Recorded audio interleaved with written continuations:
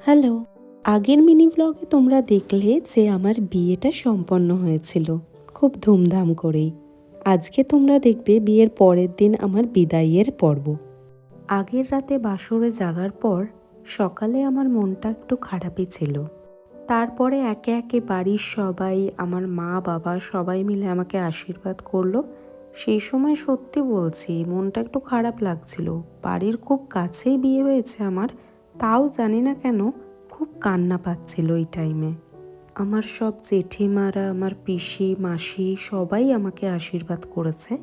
তারপর সবশেষে যখন আমার মা আমাকে আশীর্বাদ করতে এলো, তখন আমি আর আমার চোখের জল ধরে রাখতে পারিনি, খুবই কেঁদে ফেলেছিলাম। আমার সাথে সাথে আমার মাও কান্না করছিল, তো সেটা দেখে আরও কষ্ট হচ্ছিল।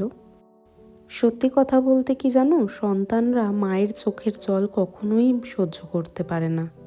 এটা একটা চির সত্যি কথা। সন্তানরা তো প্রচুর ভুল করে, তাই না? আর যখন তাদের প্যারেন্টসরা শাসন করে তখন প্যারেন্টসদের শত্রু মনে হয়। আমার তো আমার মাকে প্রচুর শত্রু মনে হতো, কারণ আমার মা আমাকে প্রচুর শাসন করতো ছোট থেকেই। এখনও করে, তবে এখন একটু বন্ধুর মতো হয়ে গেছে। তবে মাকে আমি এখনও একটু হলেও ভয় পাই। বাবা আমাকে কোনোদিন ওরকম বকেনি বা শাসনও সেরকম করেনি, কিন্তু আমার মা প্রচুর স্ট্রিক্ট ছিল ছোট থেকে। যাই হোক, এখন আর মা আমার প্রতি স্ট্রিক্ট না, তবে একটু ভয় পাই এখনও। কিন্তু কোনো কিছু চাওয়ার হলে, মানে বাবার থেকে বেসিক্যালি চাওয়ার হলে, সেটা আগে কিন্তু আমি মাকেই বলি।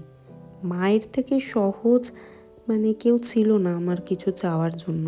তবে এখন তুহিনের সেই জায়গাটা হয়েছে। তুহিনকে মানে আমি নির্দ্বিধায় সব কিছু চাইতে পারি ওর কাছ থেকে।